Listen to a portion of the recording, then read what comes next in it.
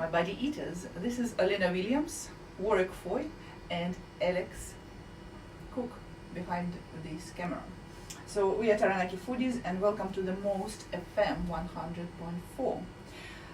Our program today is devoted to limited diets due to the circumstances. Who eats on budget?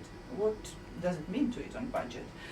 For rich and for poor, how people around the world save on food, and what is the cheapest stomach filler in different countries. Warwick, have you ever been on a budget eating? Yes. I've been a student, so yes. What was the most popular dish you consumed in this period of your time? Instant noodles. Noodles, that's where your love to ramen come from, didn't it? No. No? And I remember actually my flatmates, when I was a student in Christchurch, they used to buy these sausages from Countdown that were 10 cents each. And that's all they ate. And one of them actually got scurvy. Oh no, gosh, it's probably it's 2 years of 10-cent sausages. Disgusting. There is no uniformity about budgeting on planet Earth. A family in Egypt living on $70 per week might reduce the quantity of mutton and increase the intake of okra. That's the budget for them. And okra is the relative of marrow, if you don't know, famous for its gooey, soluble fiber. While the family of five in Norway typically spends $730 on food per week, might just reduce the quantity of treats for children. On another pole of budgeting are countries like Bhutan, where average expenditure on food per week is $5. Oh my gosh. And that is for 12 people. Sadly, budgeting would mean decreased portions of staples of rice and vegetables, and that is very sad. So, very often eating on budget means eating locally, eating some more easy available foods. Some fruits like longan from South Asia would be an easy dessert for kids in China who would pick up the fruit from the tree at the outskirts of their village, while the same fruit at the north of Russia would be a treat for oil and gas millionaires. So what was the most popular fruit treat for a New Zealand kid when you were little? That's a good question. Something that that was brought in from overseas, perhaps mandarins or grapes or something like that. Oh wow, grapes too. Yeah, but you know, New Zealand grapes that you had in your backyard, they have much more flavour than the ones that come in plastic from the US or wherever. Oh wow, for us it was the orchard full of blackberries. Yeah, so we went there and kind of secretly stuffed out of stomach. Here's something you might not know about, Olena, and also Alex. In New Zealand, a lot of kids, especially where I grew up, would do a job called berry picking. So I picked blueberries for several years, so you would sit under this little bush and pick these blueberries for export, and there was a rule. Everyone had a different ratio, but it was kind of like one for me, two for the pot, and you at the end of the day your mouth would be blue. But it's really good for your health. Blueberry is Yeah. good for the brains. Yeah. Yeah, so again, it is sad to admit that sometimes easy and locally available food is unacceptable and immoral at some other places. I was astonished to know that some people from Greenland like to enjoy narwhal skin Wow. as a very cheap on a treat. piece of toast, or how? Yeah, seal would you- stew. How about seal stew? Ooh. Polar bear meat. I don't. It'd Fatty. be fatty, yeah, I'd say, Yeah. blubbery. So at the moment we are going to listen to the Cheap Thrills by Donkey Boat, and it's all into the topic.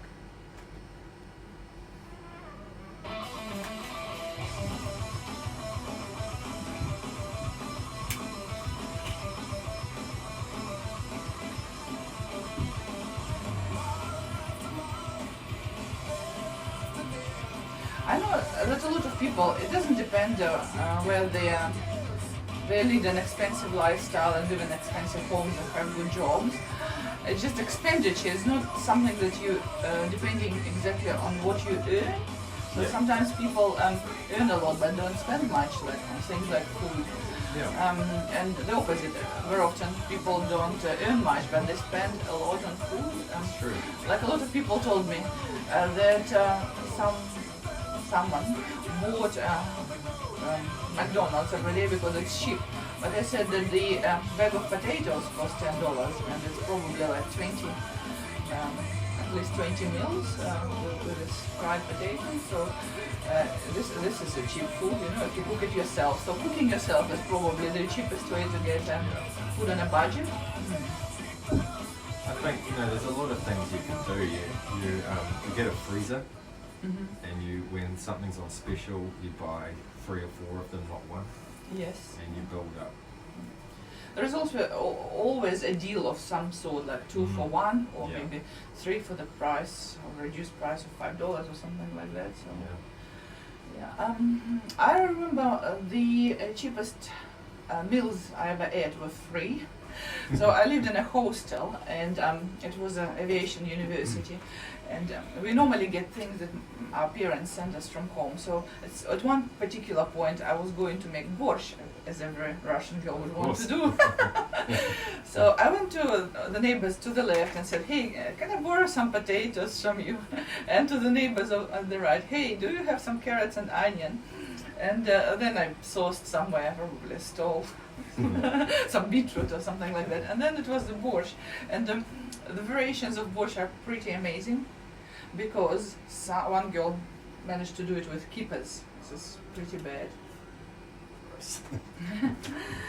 Welcome back to Taranaki Foodies. Olena Williams, Warwick Foy, and Alex Cook. We were talking today about food on a budget, and about social inequality between different parts of the world and how it affects the choices of food, and especially saving on foods. Recently I came across an interesting conversation about freeganism. Have you heard of freeganism? I have not. Also, it is known as dumpster divers. I've heard of that. Oh, you've heard of that. You're a secret dumpster diver. Freegans avoid conventional society in favor of a more low-key lifestyle based primarily on recycling and consuming fewer resources. A true freegan lifestyle is a complete boycott of the modern economy that was inspired by organizations like Food Not Bombs, which uses surplus donated food to feed the homeless. While freegans can certainly be unemployed squatters who occupy abandoned buildings and do not have jobs, many freegans have college education and are fully employed. Isn't it wonderful? So you're saving for overseas trip or for luxurious car and have free food, isn't it? Recent articles in both the New York Times and Los Angeles Times profile freegans with impressive professional resumes and 6-figure incomes. So people who are rich is not those who earn a lot, those who spend little. Yeah. You know, Olena, I think some countries, and I think France is one, have introduced legislation that it's illegal for supermarkets to dump food. Oh wow. So the dumpster diver may be under threat in France, but the food must be given to charity. It can't be dumped. Or maybe reused and distributed through the social kitchens or something like that. For some, a freegan lifestyle is a way to subsist, survive in a concrete jungle. For others, it's a conscious choice, non-radical social anarchy. I like that, anarchy. So my borscht at my hostel, when I borrowed food from all my neighbors to make soup, was actually dumpster diving in a civilized way, I suppose. Most of us throw away moldy bread and bruised produce. We check expiration dates and discard foods after their best buy date. Restaurants, supermarkets and coffee shops are even more diligent than the consumer, tossing out the day-old bread, fresh fruits and vegetables, because no one wants to get customer poison. Fresh fruits and vegetables that are still ripe but otherwise unfit for consumer. Freegans capitalize upon the waste by dumpster diving or foraging through trash bags for food that are still edible.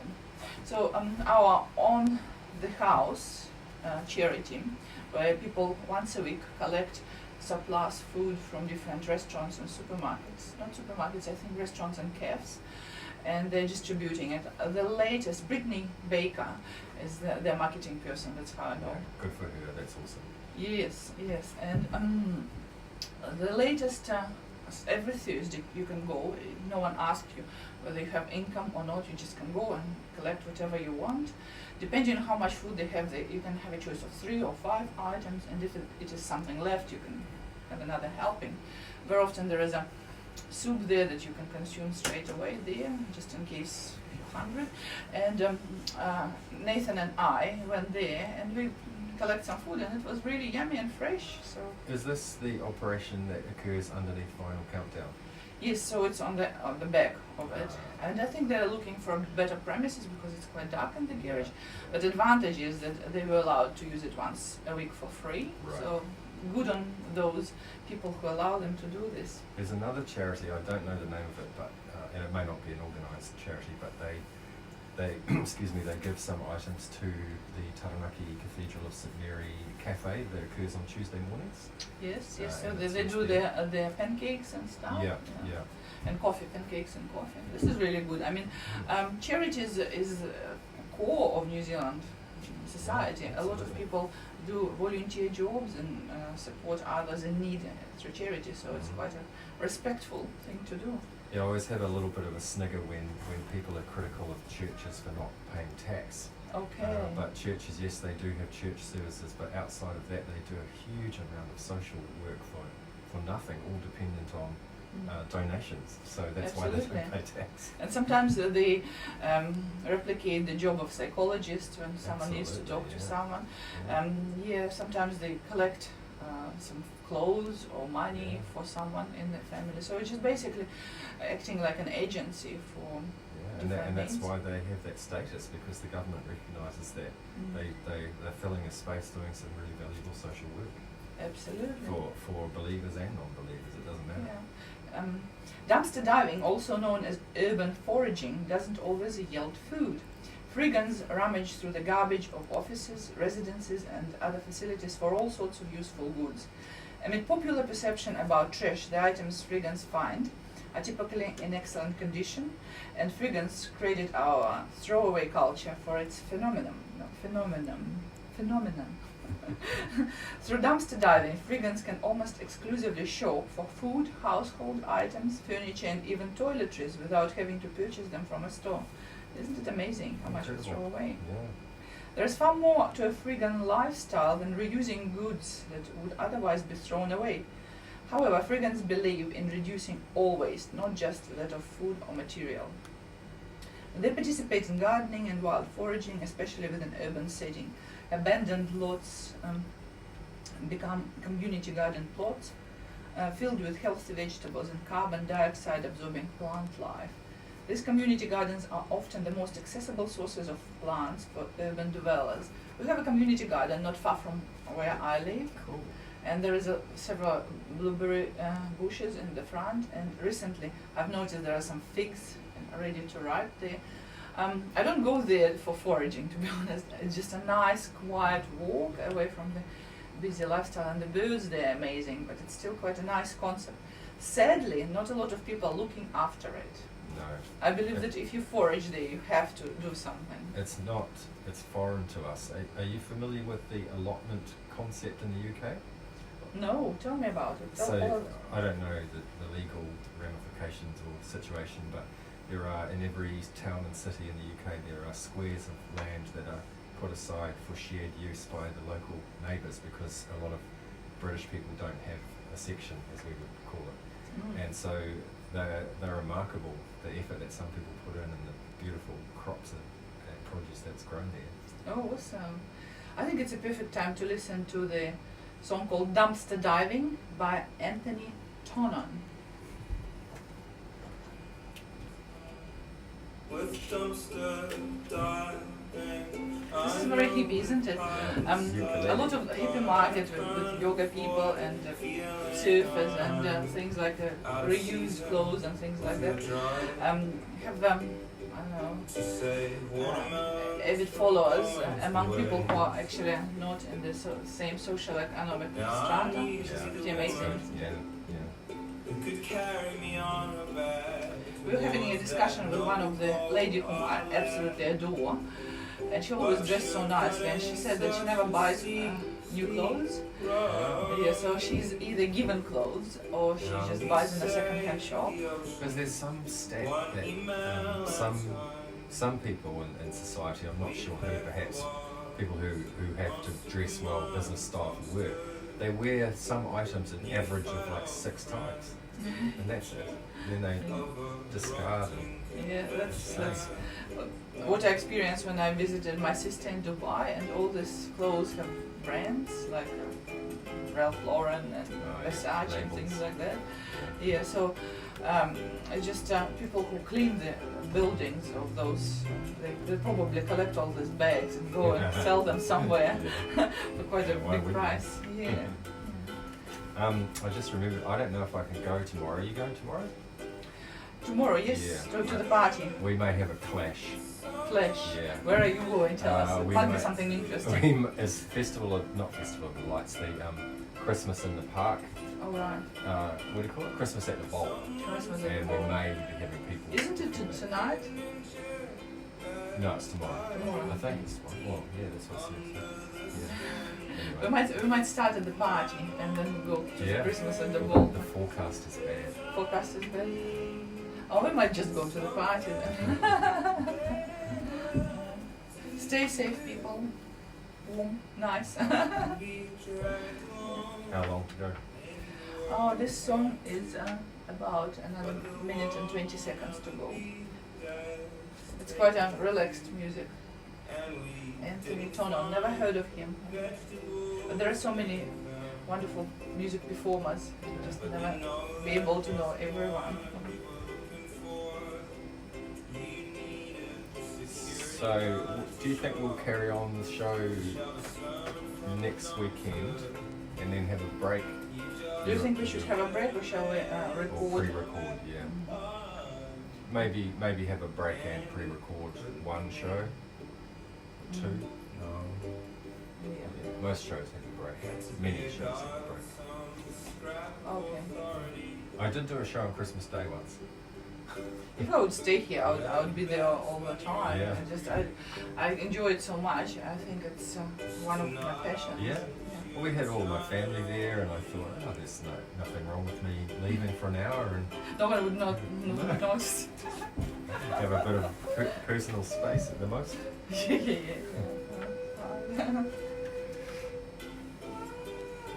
So I might cut this soon.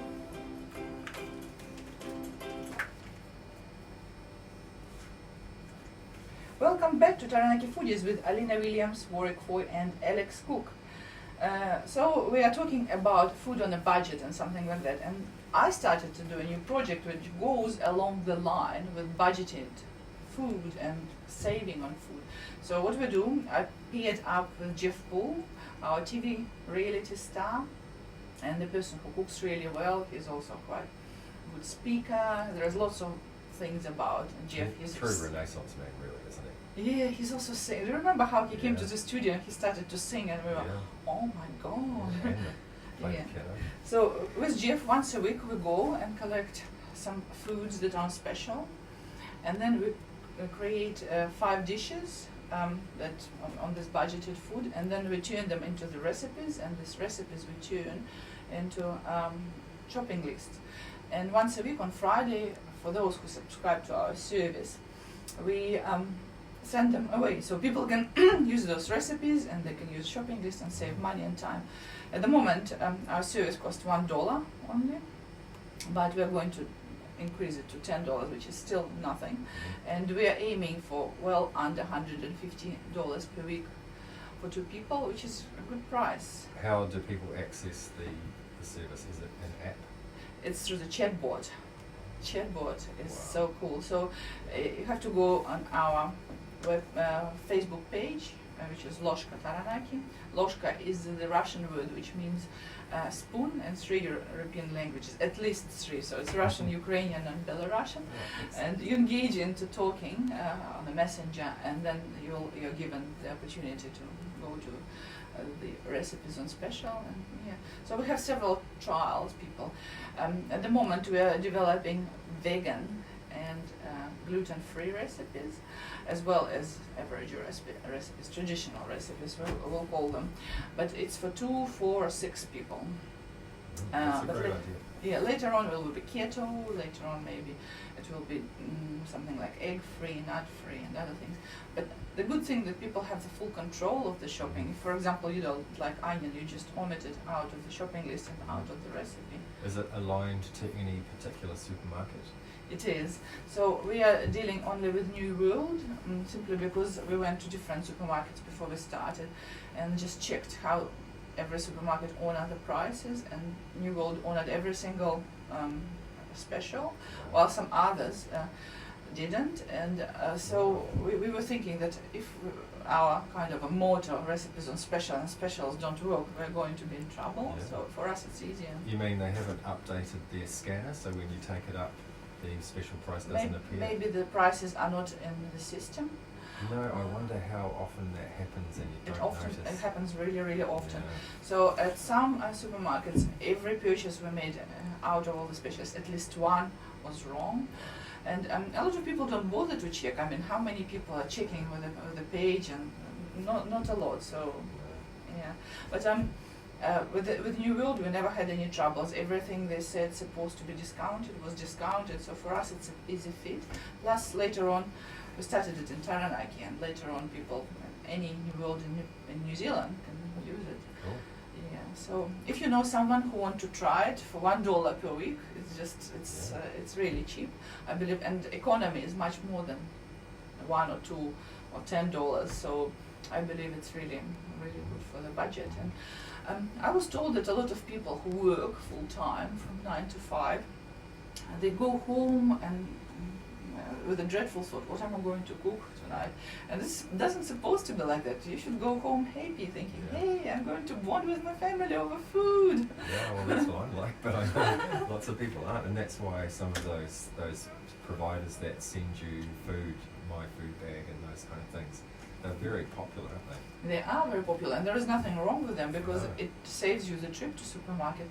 I've heard some criticism that they pack a lot of things, but they do it to health and safety. Oh, the packaging waste. Following, but this, I mean, the whole box is from a recycled cardboard, but at the same time there are so many different things inside it. But I mean, they do it to follow health and safety. No one wants the customer to get poisoned or get. But in our case, it's the control of the customer. They'll go at the end of the week, buy whatever they want, take it straight home, or maybe organize the delivery from the supermarket, because a lot of supermarkets do shopping for them. I've had the life-changing experience of Ooh. online supermarket shopping. Oh, wow. I won't say which supermarket because they don't sponsor They our didn't show, pay but- you. Yeah. But what a great experience, and over time what happens is you build up your frequent purchases, so you can just click, click, click, click, click. It takes 5 minutes, and you select a time and you go and pick it up, and you can also see how much you've spent, which is quite handy. It's I used to awesome. work in a supermarket as a office manager, and it was a very engaging job. There were so many things to do there, and everyone said that if you can manage a supermarket, you can manage any business. Right. You can Incredible. trade weapons, you can do, I don't know, pornography, whatever. But at the same time, it's quite interesting that there are so many things to do, so many aspects of it, and a lot of people told me at this time that how can you do it? I absolutely hate being in a supermarket. I don't like all this environment and other things.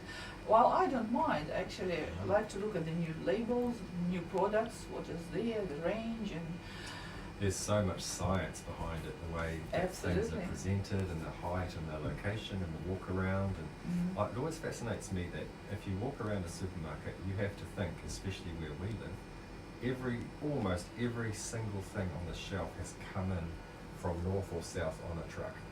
Almost every single Yeah. thing.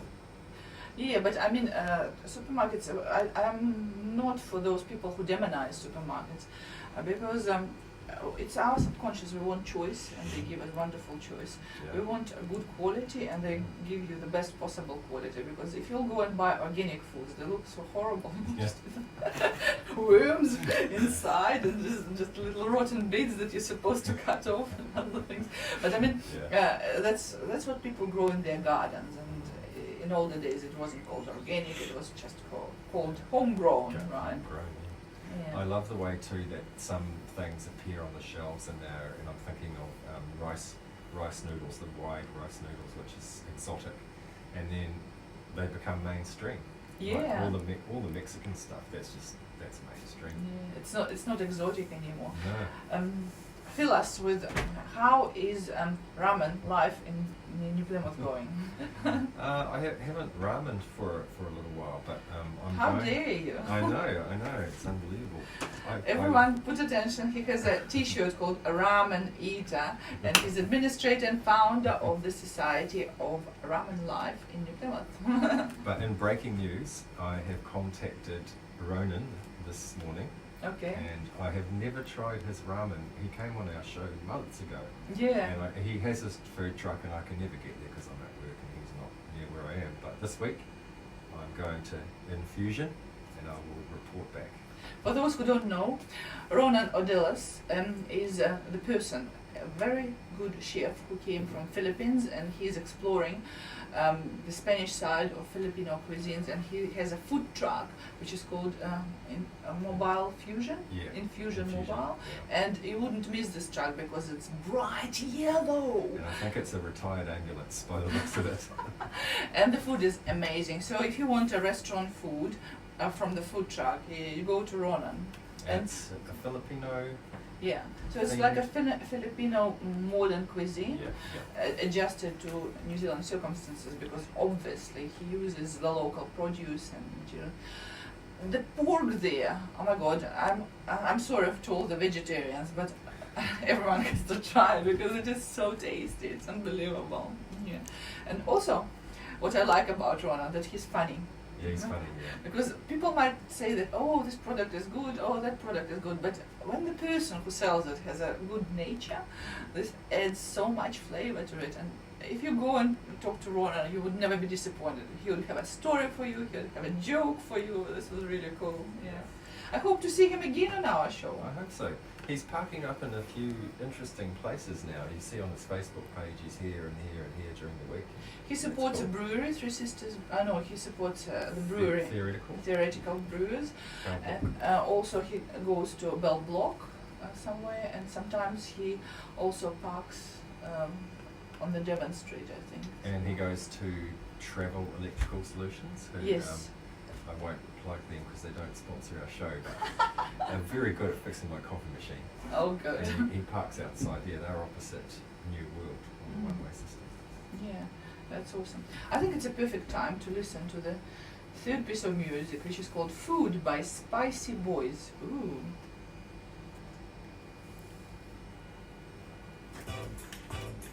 Spicy boys. And you boys is B-O-I-Z. So Spice Girls and Spicy Boys.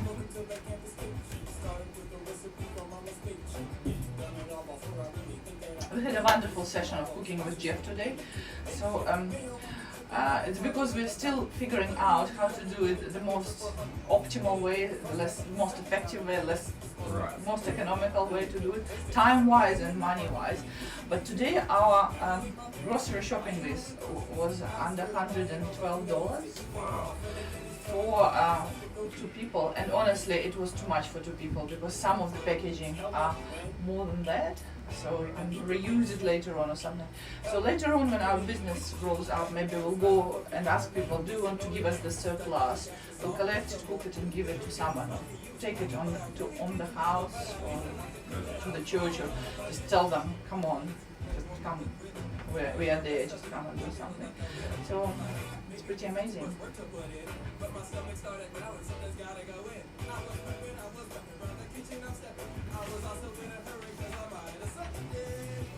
I was going to talk about famines of the world, but I think I'll leave it till the next time. Or shall we talk about? Do you want to talk about it? I'm going to mention the Mao's last answer. Okay. So we're going to talk about famines of the world. I think it's really interesting that most New Zealanders don't know what it's like to be hungry. I don't either. Exactly. I have no idea. Yeah, I know what you mean, because I remember being hungry a few years ago, but not recently. Because very often I eat in a social situation, or because the time came, or because I don't know why. why I eat. But very often I'm not hungry. I eat just because food is there. Yeah, because it's good. Are you cooking in your family? Are you doing the most cooking? So what's for dinner tonight? Tonight, slow cooked beef curry. Oh, I just yeah. put it on about 3 o'clock. You're so good. 4 hour book.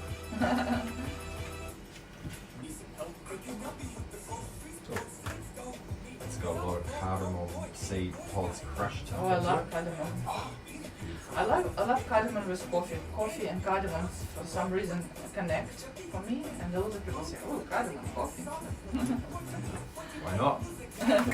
Whatever you're into, eh? Yes, absolutely. I think one of the local chocolatiers, David Giles, he experiments with a lot of things. So he created this chocolate with blue cheese.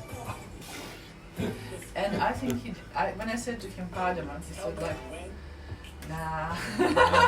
That's just wrong. That's not. Chocolate, no? Supposed to be with meat, something savory. Black Forest, love that. Okay. Cherries and nuts, maybe? Marshmallows. Yeah, marshmallows, yeah. I don't know, my favorite chocolate is probably chocolate with coffee as well. Yeah. Chocolate with whiskey or any alcohol. I think that dark chocolate really goes well with whiskey. Oh, I just love mint. Whittaker's mint chocolate. That's my favourite.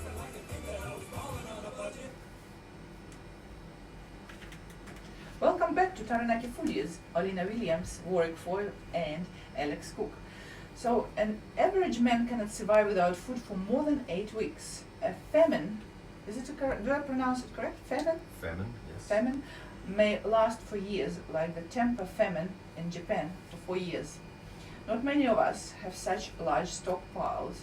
You may develop malnutrition if you lack a single vitamin in your diet.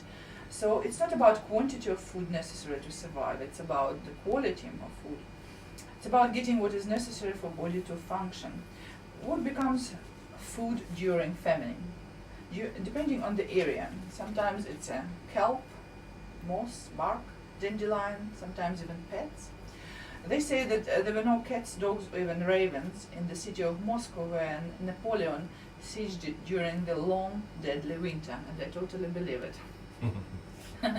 There were many famines in human history.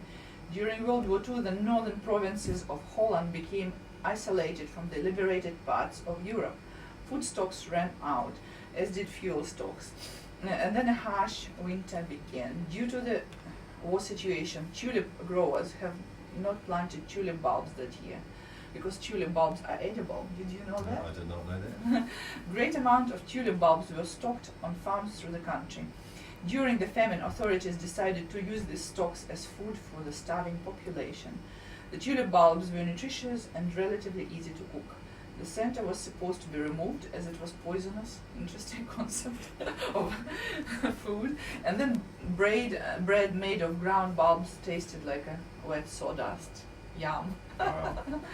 So other famous famines: Irish potato famine, Leningrad siege, Ukrainian Holodomor, and land wars in Taranaki. And also during the Christchurch earthquakes when the Marmite factory couldn't produce Marmite, that was Close to famine, wasn't it? You remind me, talking about tulips, yesterday I collected my Christmas tree from a place in town, and a woman was sitting there carving up something you will not believe this. So the pip, is it the pip that's in an avocado, the stone, whatever, you dry them, they go very, very hard, almost like wood, and she was carving a ring. Wow. Incredible. I said, what are you I doing thought it's here? a fetish substitute inside the thing. Possibly inside, but it looked quite uniform through Okay. the stone as she was carving it. Interesting. Mm. Anything could be used for art, or if it is non-poisonous, for food. Indeed. And you remind me also of a wonderful book that I read a few years ago called Mao, as in Chairman Mao.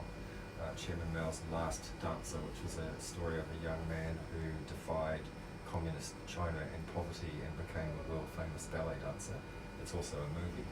And his description of his childhood, which was a ceaseless famine basically, was just horrific. They would eat, like he said, some kind of fungus or mushroom that they found somewhere out the back of nowhere was a major treat for the family. And if you've ever been hungry, like probably most of us haven't, but he just describes it as kind of just a daily torture of hunger, of aching stomach, and just always being hungry all of your life. And if person doesn't know any different, it's kind of becomes part of the nature. Yeah. Probably makes you really angry person. I think it's the only thing that you think about. If you're that hungry, you can't do anything else because you're not being fed. Your body's not operating properly. That's true. A developed world has different problem. We have a problem of obesity, overuse, consumption. Yeah. So the problem with overconsumption is that we kind of forget how to cook from scratch. Food is too ready available, and if you want to eat on a budget, you have to learn how to cook and plan your meals in advance and eat seasonal. As Warwick said previously, buy in bulk when possible. Make sure that it's not get rotten in the process, and buy food for its nutrient density, because some food just doesn't have any value, and learn how to cook. Like don't buy apples that are peeled and sliced up and shrink and wrapped. stewed. What is that? Like buy a proper apple and do something with it. Yeah. So, for example, when we call about nutrient density, one of the perfect food of the world is egg, because egg has everything. It has nutrients like protein, riboflavin, choline, zinc, and this is only a few of it.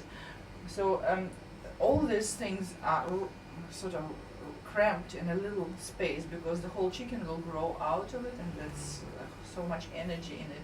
It has fats, it has protein, it basically has all the necessary things. I love eggs.